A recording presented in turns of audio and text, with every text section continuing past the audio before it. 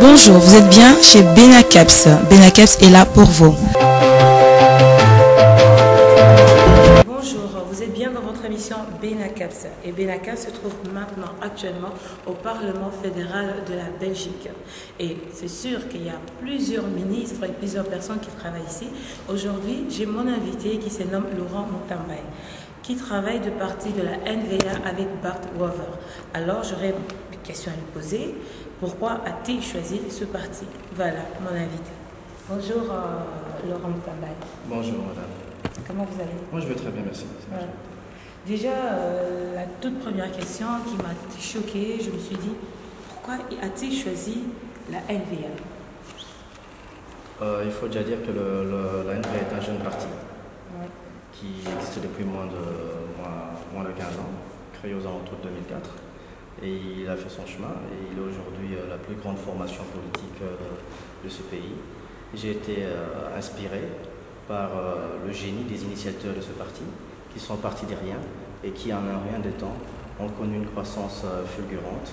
Et la forte idéologie derrière la NVA, qui n'a pas manqué de mobiliser la plupart de ses membres, qui sont essentiellement des Flamands, qui se reconnaissent dans le nationalisme flamand, parce que la NVA, c'est un parti qui a pour priorité défendre l'identité du nationalisme flamand.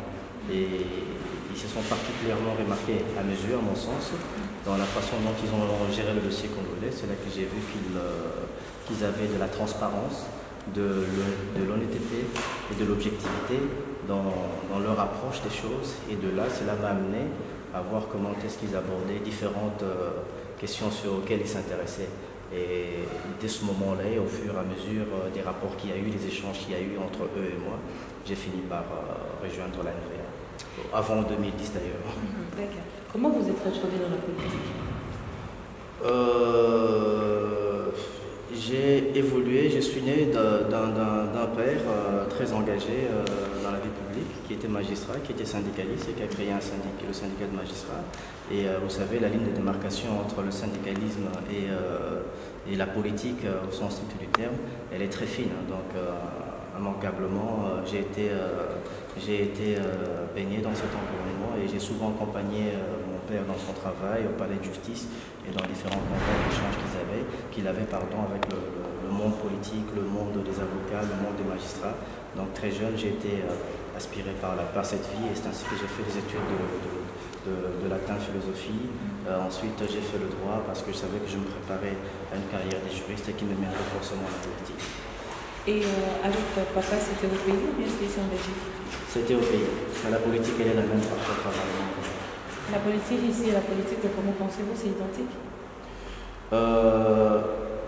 D'une manière générale, la politique, c'est s'intéresser aux problèmes de la société. C'est chercher à régler les problèmes de la société et apporter des solutions. Bon, il est clair que chaque parti, chaque pays, avec des pesanteurs tels que la culture, l'anthropologie ou la géographie, il va de son approche et à sa propre approche. Et je peux constater qu'ici, il y a un ciment idéologique qui anime les partis politiques et que je ne retrouve pas encore au Congo. Au Congo, il faut reconnaître que les partis, ils n'ont pas de ciment idéologique. Quand vous voyez la majorité présidentielle, quel est le ciment idéologique de la majorité présidentielle? Il n'y en a pas. Vous allez dans l'opposition, vous voyez le ciment idéologique, il n'y en a pas. Tout le monde, il y a des socialistes, il y a des libéraux, il y a des communistes, il y a un peu de tout. C'est ça la grosse différence entre la politique qui est faite au Congo et la politique telle qu'elle est faite ici. Depuis que vous êtes du parti de NVA, quelle est la chose que vous avez apportée de plus pour votre communauté? Bon, je travaille dans un secteur assez sensible et qui touche aussi à la vie privée des gens. Donc mon intervention est directement liée au secteur dans lequel je travaille, c'est de l'asile et de la migration. Si j'ai aidé X ou Y personnes à accéder au séjour, par exemple, ce n'est pas dans les médias que je viens de déclarer que j'ai aidé telle personne ou tel groupe de personnes à accéder au séjour. Mais il y a eu des problèmes sur lesquels j'ai attiré directement l'attention des autorités politiques parce que j'étais dans la machine. Quand il y a de l'effervescence dans la communauté, je sais directement où frapper pour leur dire attention, il y a un tel problème et pour éviter ce problème, voilà, voici ce qu'il convient de faire.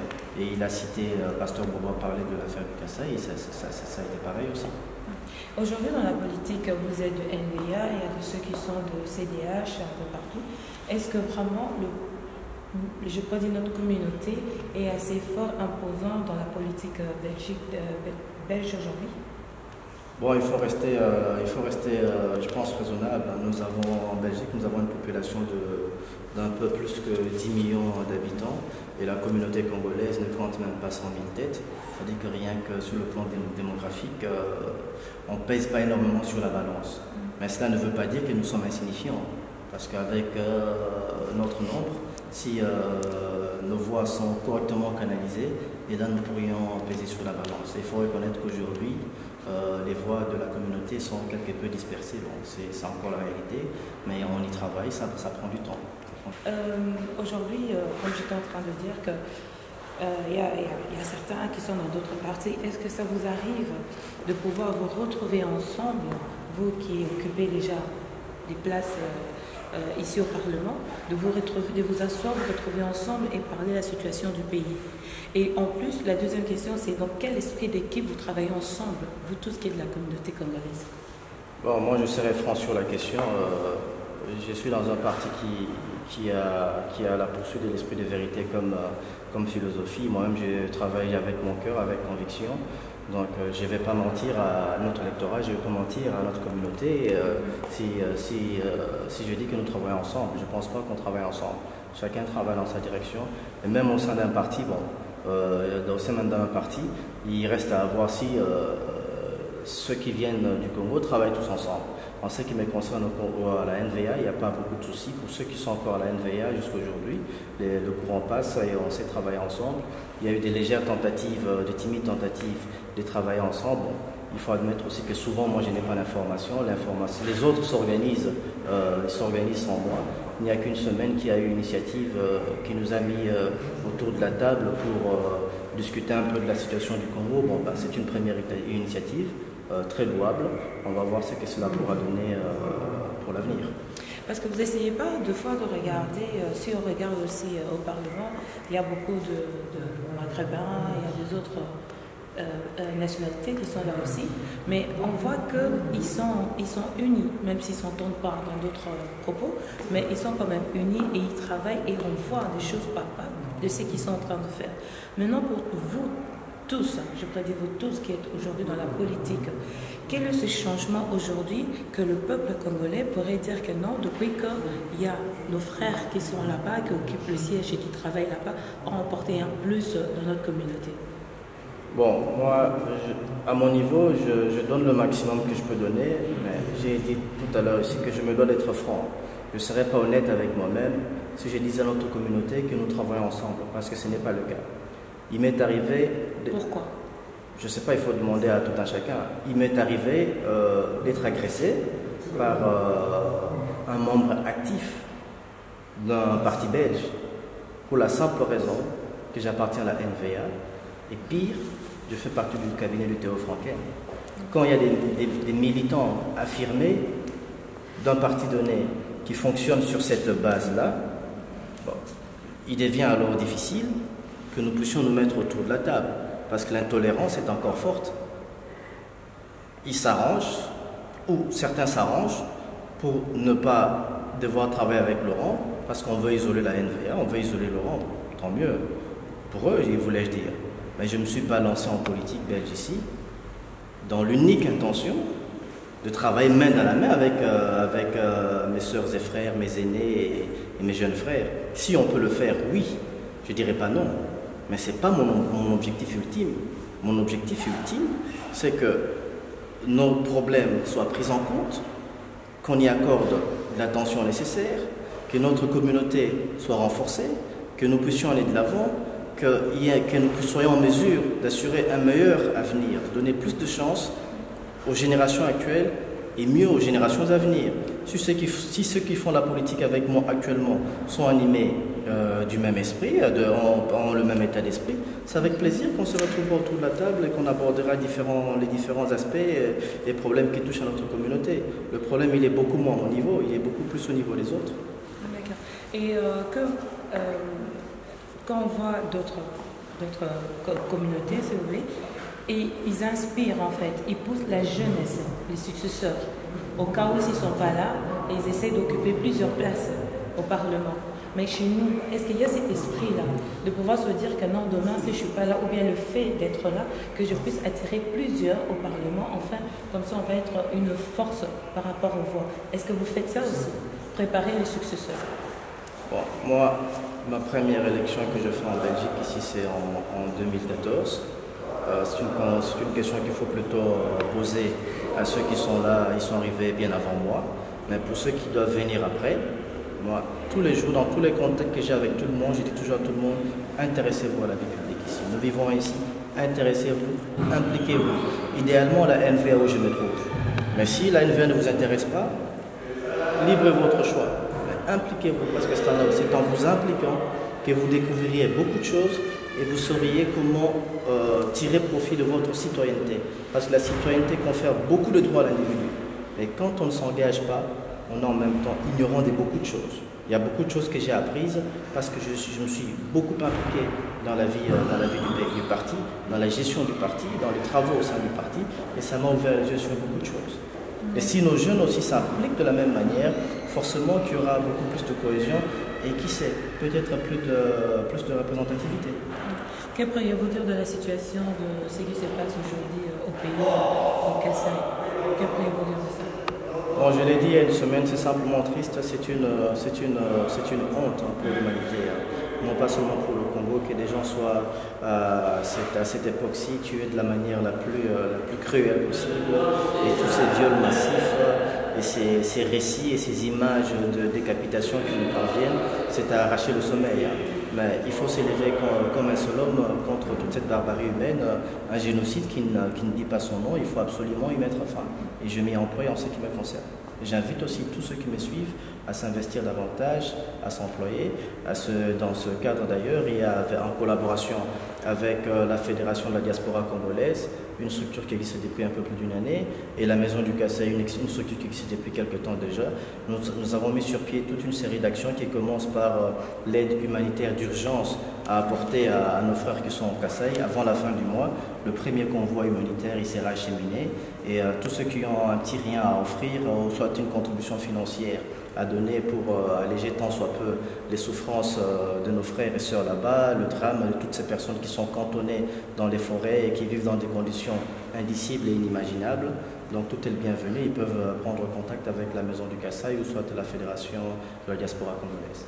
Que pourriez-vous dire alors de l'intégration du peuple congolais ici en Belgique? Pensez-vous vraiment qu'on est assez intégré ou bien pas encore, ou bien on a encore des efforts à fournir en ce qui concerne l'intégration?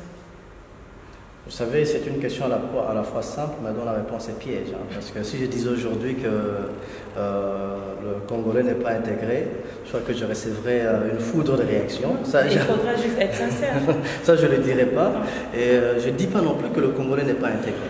Donc, autant je ne dis pas que le Congolais n'est pas intégré, autant je ne dis pas que le Congolais est intégré. Je dis qu'il y a beaucoup de chemin à faire. Il y a encore beaucoup de travail à faire. Nous devons beaucoup nous investir. Il y a un potentiel énorme qui existe dans la communauté, mais qui n'est pas maximisé. On doit davantage s'intégrer. Pour ceux qui sont en Flandre, le problème est moins présent, mais il y a nos frères qui vont vivre en Flandre.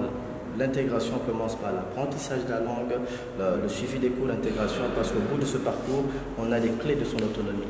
Et même ceux qui sont ici à Bruxelles, on a le bonheur de parler français, c'est moins compliqué, mais on ne perd rien en apprenant le néerlandais. Au-delà du néerlandais, d'autres langues, parce que dans le monde actuel, une langue, c'est devenu une aptitude, ce qu'on appelle en anglais un skills. Mais il y a quelques années, la langue n'était pas une aptitude. Vous parlez néerlandais, vous pouvez facilement aller vivre en Flandre. Vous parlez français, vous savez faire le choix soit de Bruxelles, ou soit de la Wallonie. Mais si on ne reste que dans le français, et pire que dans le lingala ou le tsholuba, on est en Belgique, on est en Flandre, on passe tout son temps à parler lingala, tsholuba, est-ce que ça aide? Ça, c'est bien, on a le sentiment de notre pays. Moi-même, je viens de faire une émission en lingala, c'est bien, je touche mes frères qui parlent plus lingala. Mais rien qu'avec le lingala, on n'ira pas de l'avant. Si on veut aller de l'avant, cela passe nécessairement par l'intégration.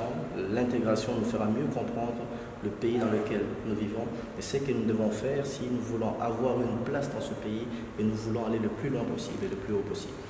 Mais il n'y a pas des ateliers d'intégration pour la communauté congolaise? Parce que j'ai essayé de faire quelques enquêtes, si vous voulez. Ouais. J'ai remarqué qu'il y avait des écoles pour l'intégration, mais c'était plus pour d'autres communautés que les Congolaises.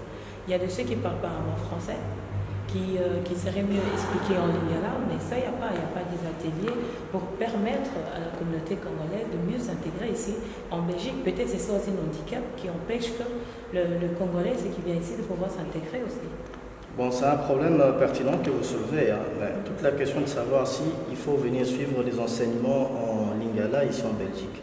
Je ne pense pas que ce soit la bonne approche, mais si ça peut aider, il y a moyen d'envisager ça. Et si ça doit s'envisager, je pense que c'est plutôt notre responsabilité à nous-mêmes, hein, de voir en tant que communauté comment ceux qui comprennent facilement les langues du pays peuvent aider ceux qui comprennent moins facilement la langue du pays à mieux comprendre le fonctionnement de ce pays.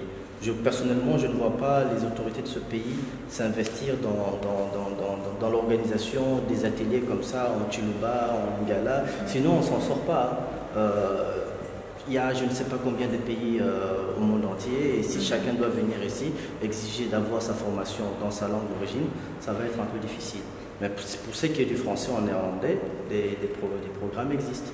Là, je suis sûr que les programmes existent parce que moi, j'ai déjà posé la question. Il y a des centres communautaires. Quand on va par exemple au centre communautaire flamand, il y a toute une palette qui existe. Et pour nos frères qui ont des problèmes de langue, je pense que le plus important, le plus urgent, c'est de prendre des cours de langue. Ça va beaucoup aider. Quel serait votre mot de la fin pour toutes les personnes qui nous suivent, parce qu'ils se disent quand même, à Congolais, dans NVA, c'est quand même choquant, mais vous avez quand même défendu vos points de vue. Mais que pourriez-vous dire à toutes les personnes qui nous suivent et aussi au peuple congolais, au peuple congolais et tout ce qui se passe au pays? Bon, pour ceux qui sont ici, je tiens d'abord à préciser qu'il n'est pas choquant d'être à la NVA en tant que Congolais d'origine, en tant que Noir. C'est peut-être inhabituel, on ne s'y est pas habitué. On est habitué à voir les Noirs et les Congolais dans d'autres parties. Bon, il y a un début à tout. Hein. Maintenant, on voit un Noir, un Congolais d'origine à la NVA qui le revendique et qui l'assume. Et je pense que c'est un modèle que j'aimerais bien léguer à ceux qui vont venir après, qui ne se gênent pas et qui apprennent à s'engager selon leurs convictions, et s'ils en portent profondément leurs convictions et qu'ils l'assument en privé comme en public, et comme je le fais. Hein. Pour ceux qui sont en dehors de la Belgique et du Congo, bon, on reste solidaires, on suit ce qui s'y passe, aussi bien sur le plan politique, humanitaire et social. On apporte notre petite contribution en essayant de faire véhiculer le bon message ici auprès de bonnes personnes pour amener les décideurs à prendre des bonnes décisions adaptées à la situation telle qu'elle est vécue sur place. Mais en même temps, sur place, il faut continuer à se battre. La démocratie, ce n'est pas un acquis, c'est un combat de tous les jours. La liberté, c'est un combat de tous les jours. La justice, c'est un combat de tous les jours. Et chacun à son niveau, où qu'il se trouve, qui ne recule pas, c'est pas facile, c'est très difficile, j'en conviens. Mais nous devons nous battre partout où nous serons, que ce soit au Congo ou en dehors du Congo. Grand merci d'avoir répondu à l'invitation de BENACAPS et à la prochaine. C'est moi qui vous remercie, j'espère que ce sera pour bientôt. D'accord, merci, au revoir. Au revoir. Voilà, bye bye. Bye.